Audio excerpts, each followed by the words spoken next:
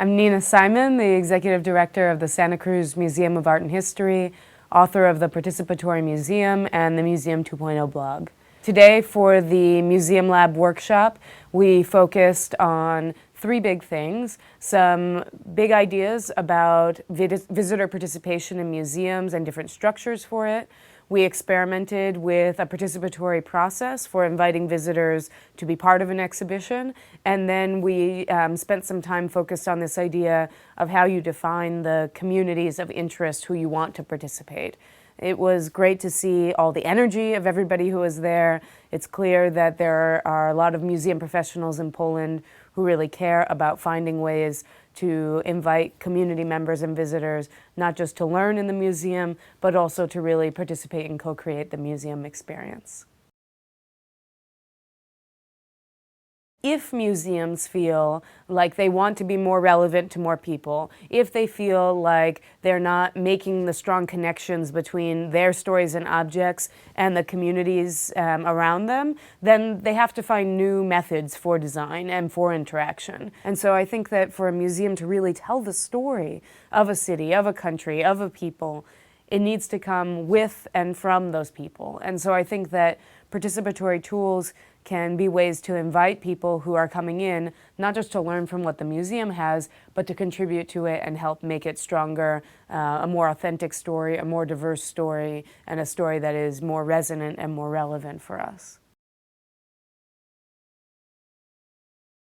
I think in the broadest sense, a community is a group of people who are connected by something they share. Some communities are intentional, I choose to be part of a community of vegetarians, for example. Some are accidental. I was born Jewish. I don't get to choose whether I'm part of this community or not. And so I think when we talk about communities in museum, sometimes we use that term very abstractly just to mean people.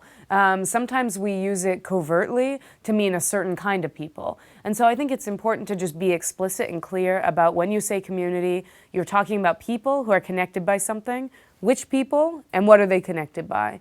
And so some of the things I think are useful in figuring this out is to think about there are people who are connected by geography, they are from the same place, they live in the same place, they go to the same place. There are people who are connected by identity, things that are common that they share in who they are. And there are people who are connected by affinity or activity, the things they do, the things they like.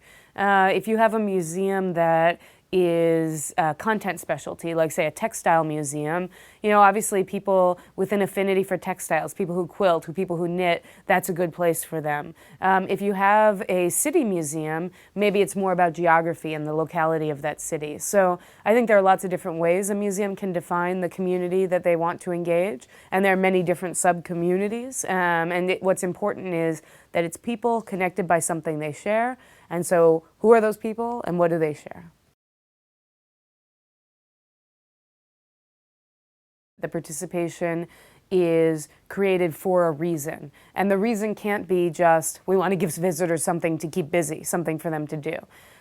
Visitors, they're smart people. They can understand whether this is a genuine opportunity for them to participate or whether it's fake.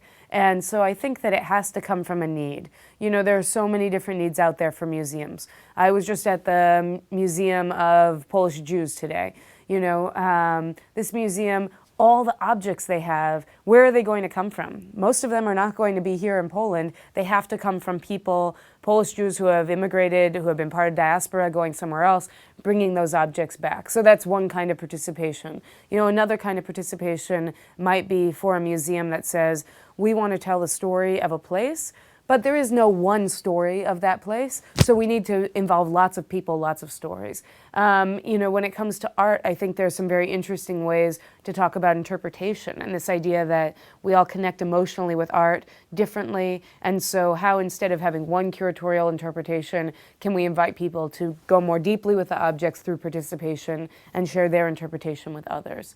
So I think, I've been asked a lot, people will say, is there any one kind of museum that is very good or very bad for participation? And I really feel like any kind of museum can invite participation. You only need one thing, which is that you need to believe that visitors have something worthy to contribute.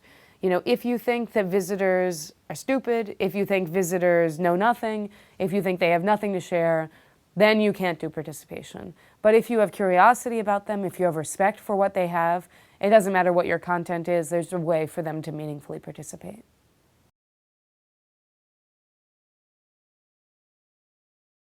Everybody in Museum Lab is part of thinking about making change in their institutions in some way. And I think that we have to be honest about the fact that this is a kind of activism. You know, it's not just a different way of doing design. It's not just some more skills, like if you went to a conference and learned a new professional development technique.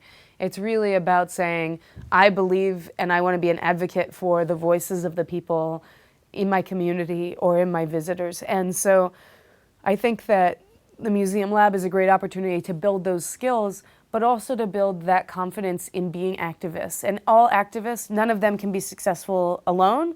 You need a movement, right? And you need many activists who are connected to each other. And so I see Museum Lab as an opportunity to build not just the skills, but really that group on the ground of people across the country who are starting to be activists in this way and who are supporting each other in making these changes in museums.